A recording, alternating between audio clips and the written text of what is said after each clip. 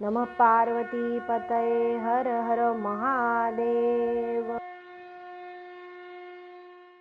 श्री शिवपुराण महात्म्य अध्याय 7वा शिवपुराण श्रवण व्रत विधान।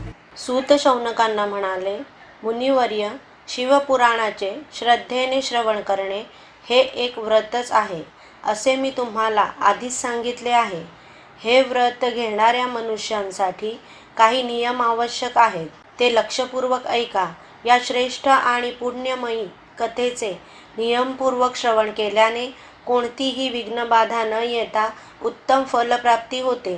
दीक्षारहित मनुष्याला कथा ऐकण्याचा अधिकार नाही.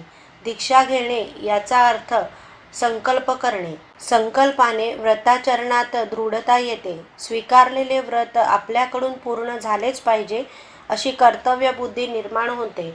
म्हणूनच शिवपुराणाचे श्रवण करू इच्छिणाऱ्या प्रत्येकाने प्रथम दिनी ग्रंथ आरंभ होण्यापूर्वी वक्त्याकडून श्रवणाची दीक्षा घ्यावी. जे नियमपूर्वक कथा ऐकणार आहेत त्यांनी ब्रह्मचर्याचे पालन करावे. भूमीवर शयन करावे. कथा समाप्त झाल्यावरच अन्न ग्रहण करावे. पत्रावळीवर जेवावे. ज्याच्या अंगी सामर्थ्य आहे त्यांनी पुराण समाप्त होईपर्यंत उपवास करावा. सायंकाळी हविष्यान्नाचे भोजन करावे. चमचमीत पदार्थ, करपलेले पदार्थ, शिळे अन्न, मसालेदार डाळ, मसूर, गाजर, वालपापडीच्या आणि घेवड्याच्या शेंगा खाऊ नयेत. मांसाहार करू नये. मादक वस्तूंचे सेवन करू नये. भोजनामध्ये कांदा, लसूण, हिंग यांचा समावेश करू नये. कथावृत्ती पुरुषाने कामक्रोधादी विकारांपासून दूर राहावे. ब्राह्मणाची, साधू संतांची, पतिव्रता स्त्रियांची निंदा करू नये. त्याने शुचिर्भूत राहावे. सत्य बोलावे. मौन पाळावे. स्वभावाने सरळ असावे. दया, विनय, औदार्य असा सद्गुणांचा अंगीकार करावा. शिवपुराणातील कथांचे नित्य नियमपूर्वक श्रद्धेने श्रवण केल्याने सकाम मनुष्याचे इष्ट मनोरथ पूर्ण होतात, तर निष्काम मनुष्याला मोक्ष मिळतो. या कथांच्या पुण्यप्रभावाने मनुष्याचे मोठे कल्याण होते. म्हणून दरिद्री, भाग्यहीन, दुष्ट, पापी, रोगी, संतानरहित अशा सर्व स्त्री पुरुषांनी स्वहितार्थ या कथांचे श्रवण करावे. हे महर्षे, अशा प्रकारे शिवपुराणाचा श्रवण पठण रूपी यज्ञोत्सव पूर्ण झाल्यावर श्रोते आणि वक्ता या सर्वांनी भगवान शंकरांची भावभक्तीने पूजा करावी. या पुराण ग्रंथांचे पूजा करून वक्त्याचीही पूजा करावी. वक्त्याला सहाय्यक म्हणून आलेल्या पंडिताचा यथोचित सत्कार करावा. ग्रंथ ठेवण्यासाठी रेशमाचे नवीन वस्त्र आणावे. कथा ऐकण्यासाठी आलेल्या ब्राह्मणांना द्रव्य धान्यादिक वस्तू दान द्याव्यात. नृत्य गायनादी कार्यक्रमांचे आयोजन करावे. शंकरांची भजने व भक्तिगीते म्हणावीत. श्रोता विरक्त असेल तर त्याने कथा समाप्ती झाल्यावर गीतापाठ करावा.